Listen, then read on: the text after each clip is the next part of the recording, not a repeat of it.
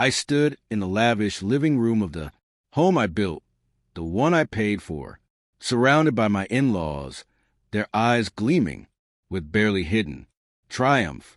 My wife sat smugly on the couch, arms folded, a cruel smile playing on her lips.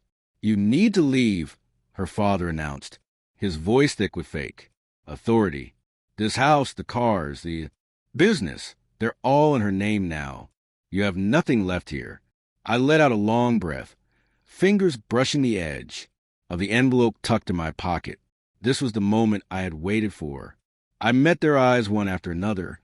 My wife, her father, her mother, her worthless brother. They believed I was finished, defeated, that they had won. But they had no idea what was about to hit them. It began 6 months ago. My in-laws were always invasive, always scheming. They hated that I was self-made, not born into wealth like they were. So when they proposed, moving my assets into my wife's name, under the pretense of protection, I should have seen the trap. But I went along. I let them think they were pulling the strings. Let my wife curl up to me at night, whisper sweet lies about love and trust and how nothing would change. I watched the greed in her father's face. As I signed, saw the twisted smile on her mother's lips. And her brother, God, that parasite, grinning like he just won the lottery. They thought they'd strip me bare. But they missed one critical detail. I read everything before I sign. The night I discovered the affair, I felt nothing, no. Anger, no. Grief, just a chilling. Clarity. She thought she was careful. Business trips, overtime, closed doors. But cheaters always make a mistake. A forgotten text, a name said too softly, a door left ajar. And I realized this wasn't just greed. It was a full-blown coup. That night, while she slept peacefully beside me, I stared at the ceiling and made my move. I wouldn't walk away. I'd make sure they burned first. My safety came first. That's where they misstepped. Buried deep on the last page of the document was a clause. If infidelity was proven, everything reverted to me. A line in legalese they ignored. I spent weeks gathering evidence. Photos, recordings, bank activity. Enough to bury her 10 times over. I moved money, liquidated assets, shifted things they didn't even know I owned. And I waited. Now, the curtain was closing. "You need to leave," her father snapped again, this time with a bite of urgency. I pulled the envelope out, held it a moment, then dropped it on the table.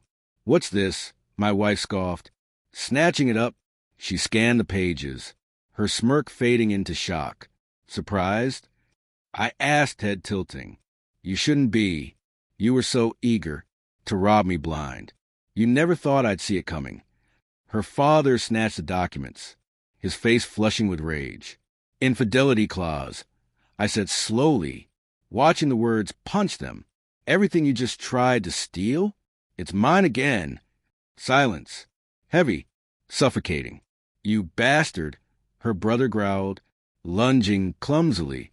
I sidestepped him with ease, letting him stumble like the idiot he was.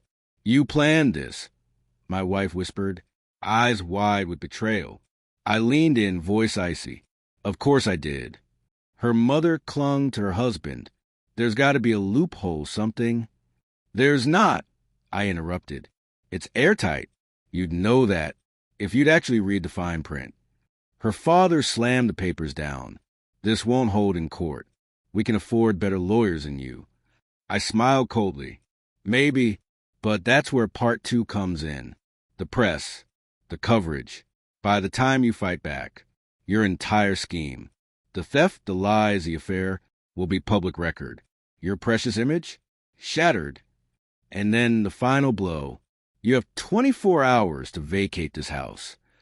I said calmly, my words slicing like steel. "I want you gone."